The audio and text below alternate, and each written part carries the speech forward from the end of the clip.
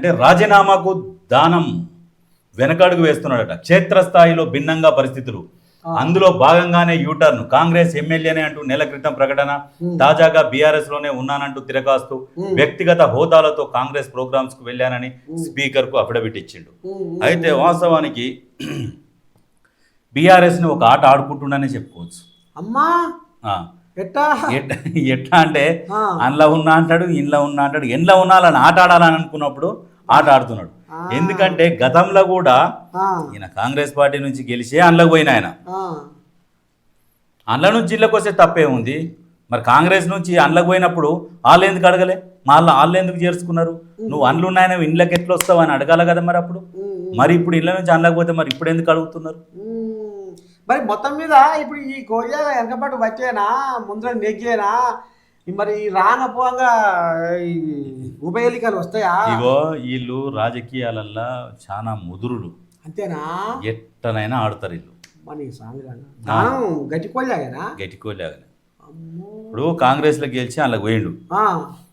అందులోకి పోయినప్పుడు ఇదే ప్రశ్న వాళ్ళు ఎట్లనే అడిగేది ఉండే, మీరు రాజీనామా చేసి రండి, బై ఎలక్షన్లో మళ్ళీ పోటీ చేసి గెలిస్తే చేర్చుకుంటామని నీతి నిజాయితీ గల్ల నికార్సైన రాజకీయ నాయకులు అయితే ఆ మాట మాట్లాడతారు. నీతి నిజాయితీ లేకుండా, సిగ్గు లేకుండా అప్పుడు చేర్చుకున్నారు. మళ్ళీ ఇప్పుడేమో అట్టెట్లా పోతారు మా దాంట్లో నుంచి అని స్పీకర్కు అనర్హత వేటు వేయాలని చెప్పి స్పీకర్కు నోటు ఇవ్వడము, కంప్లైంట్ ఇవ్వడము, కోర్టుకు పోవడము, సిగ్గు లేకుండా ఇదంతా దిక్కుమాలిన చర్య. అదే నువ్వు నీతిగా నిజాయితీగా పరిపాలించి ఉంటే ఇవాళ నువ్వు వీళ్ళని అడగాల్సిన పని లేదు, కంప్లైంట్ ఇవ్వాల్సినది కూడా లేదు. జనం బుద్ధి చెప్తారు నీకు. ఇప్పుడు బై ఎలక్షన్లు వచ్చినా ఏం చేస్తారు?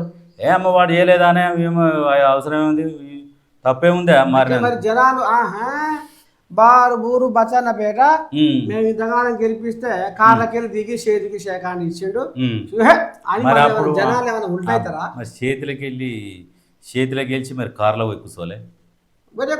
ఇది ఉండగా ఇది తెగదెంపులు చేసుకొని పోతే బాగుండు. మరి అప్పుడు కూడా రాజీనామా చేయకపోయినా అట్లాంటి వాడు మనకు ముందుగా, మరి అప్పుడు కూడా తెగదెంపులు చేసుకోకుండానే పోయిండుగా అట్టనా? కాబట్టి ఇదేమంటారు, చెల్లు అంటారు దాన్ని, చెల్లుకు చెల్లు అయింది. చెల్లుకు చెల్లు అయింది కాబట్టి మూసుకొని కూర్చోవాలి అంతే. ఆడికొచ్చింది ఆడికొచ్చింది.